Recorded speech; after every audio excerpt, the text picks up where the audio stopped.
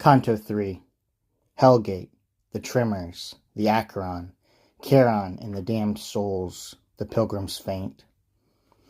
Through me the way into the grieving city, through me the way into eternal sorrow, through me the way among the lost people.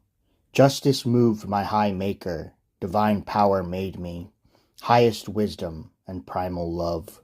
Before me were no things created, except eternal ones, and I endure eternal. Abandon every hope, you who enter. These words I saw written with dark color above a gate, and I said, Master, their sense is hard for me. And he to me, like one alert, Here one must abandon every suspicion, every cowardice must die here. We have come to the place where I told you will see the grieving peoples who have lost the good of the intellect. And putting his hand on mine with a cheerful glance from which I drew strength, he introduced me into the secret things. There sighs, weeping, loud wailing resounded through the starless air, for which at the outset I shed tears. Strange languages, horrible tongues, words of pain, accents of anger, voices loud and hoarse, and sounds of blows with them, made a tumult that turns forever in that air darkened without time, like the sand when a whirlwind blows. And I, my head girt with horror, said, Master, what is this I hear, and what people is this who seem so overcome by grief? And he to me, This wretched measure is kept by the miserable souls who lived without infamy and without praise. They are mixed with that cowardly chorus of angels who were not rebels yet, were not faithful to God, but were for themselves. The heavens reject them so as not to be less beautiful, nor does deep hell receive them, for the wicked would have some glory from them. And I, Master, what is so grievous that it makes them lament so loudly? He replied, I will tell you very briefly. They have no hope of death, and their blind life is so base that they are envious of every other fate. The world permits no fame of them to exist. Mercy and justice alike disdain them. Let us not speak of them, but look and pass on. When I looked again, I saw a flag running in circles so rapidly that it seemed to scorn all pause, and after it there came so long a train of people that I would not have believed death had undone so many.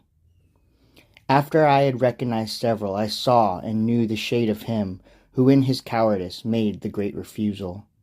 Immediately I understood and was certain that this was the sect of cowards, displeasing both to God and to his enemies. These wretches, who never were alive, were naked and much tormented by large flies and wasps that were there. These streaked their faces with blood, which, mixed with tears, at their feet was gathered up by disgusting worms. And when I gazed beyond them, I saw people on the bank of a great river, so I said, Master, now grant that I may know who those are, and what disposition makes them seem so ready to cross over, as I can discern in spite of the weak light. And he to me, These things will be made known to you when we stay our steps on the gloomy shore of Acheron. Then with eyes shamefast and cast down, afraid that my speaking might displease him, I refrained from speech until we reached the river. And behold, coming toward us in a boat, an old man, white with the hairs of age, crying, Woe to you, wicked souls! Never hope to see the sky. I come to lead you to the other shore, to the eternal shadows, to heat and freezing. And you who are over there, living soul, separate yourself from these here who are dead. But when he saw that I did not leave, he said, By another way, through other ports will you come to shore, not by crossing here. A lighter vessel must carry you. And my leader to him, Charon, do not torture yourself with anger. This is willed where what is willed can be done, so ask no more. Then were quiet the woolly jowls of the pilot of the livid swamp. Around his eyes he had wheels of flame.